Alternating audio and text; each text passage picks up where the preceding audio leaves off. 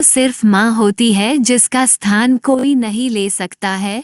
दुनिया में माँ ही ऐसी होती है जो कि बिना स्वार्थ के अपने बच्चों को प्यार और दुलार करती है। तो चलिए सुनाते हैं कहानी ममता की जो दिल को छूती है। रमेश अब बड़ा हो गया था, पढ़ लिख कर अब उसकी एक अच्छी सी नौकरी एक शहर में भी लग गई थी। कुछ दिनों के बाद उसके माँ बाप के उसकी शादी एक सुंदर और सुशील लड़की से करा दिया जो कि वह भी नौकरी करती थी। अब रमेश और पत्नी दोनों जॉब करते हुए एक साथ ही शहर में बस गए थे। कुछ दिनों के पश्चात रमेश के पिताजी भी अब इस दुनिया को छोड़कर चले गए, जिसके बाद उसकी माँ एकदम सी अकेले सी हो गई थी। जिसके बाद कुछ दिनों के बाद रमेश अपनी माँ को अपने साथ रहने के लिए शहर ले आया।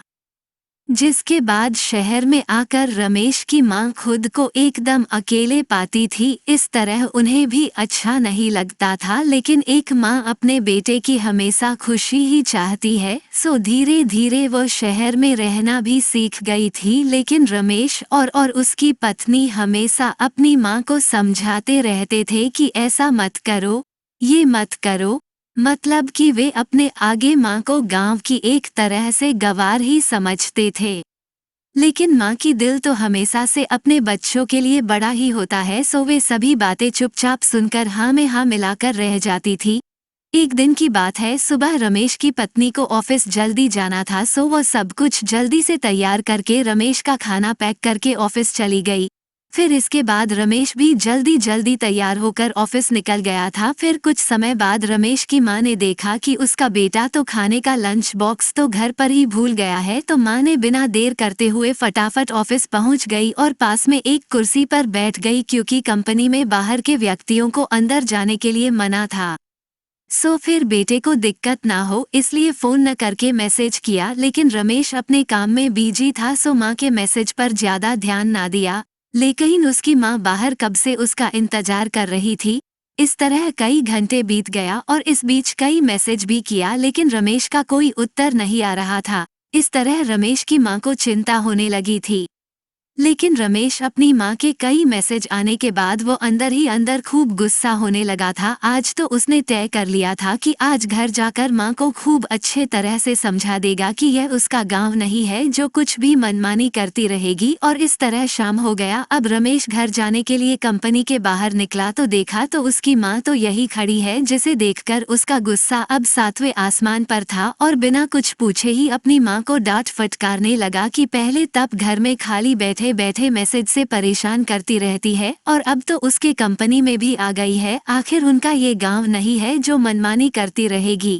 ये सुनकर रमेश की माँ ने खाने का टिफिन रमेश की ओर आगे बढ़ा दिया, जिसे देखकर रमेश को अब समझते हुए देर ना लगी कि वो अपना खाना भूल गया था, जिसे माँ ने उसे देने के लिए यहाँ आई थी। इसके बाद रमेश की माँ बोली, बेटा भले ही तुम बड़े हो गए हो, बड़े शहर में रहने लगे हो, भले ही अच्छे बुरे की ज्यादा समझ आ गई हो, लेकिन मेरे लिए आज भी मेरे कलेजे का टुकड़ा ही हो, जिसे मैंने बचपन से लेकर आज तक पालते हुए आ रही हो। रमेश को अब आंखें खुल चुकी थी कि आखिर उसकी माँ उसकी परवाह करते हुए खाना लेकर आई थी, जिसे वह बिना सोचे समझे अपनी माँ को ही डांटे जा रहा था। अब वो अपने किए हुए पर बहुत पछतावा हो रहा था, जिसे देखकर माँ ने उसे एक बार फिर से अपने गले लगा लिया। और इस तरह रमेश अब आगे से खुद को माँ के लिए बदल लिया था। अब उनकी पहले से ज्यादा अच्छे से देखभाल करने लगा था, जिसके बाद माँ को अब शहर भी अच्छा लगने लगा था, क्योंकि अब उसका बेटा फिर से उसे मिल गया था। इस कहानी से यही शिक्षा मिलती है कि एक तरफ जहाँ हम पढ़ लिख कर खुद को ज्यादा ही समझदार समझने लगते थे, जिससे जाने अनजाने में माता पिता के बातों को गलत साबित करने में लग जाते हैं, लेकिन हम सभी यह भूल जाते हैं जिस माँ बाप ने अपने बच्चों को खुशियों के लिए अपनी खुशियों तक का त्याग कर दिए हो, वो भला माँ बाप अपने बच्चों का कैसे बुरा कर सकते हैं। आप सभी को मातृ दिवस की शुभकामनाएं। ऐसी कहानी देखने के लिए इस चैनल को सब्सक्राइब करें। धन्यवाद।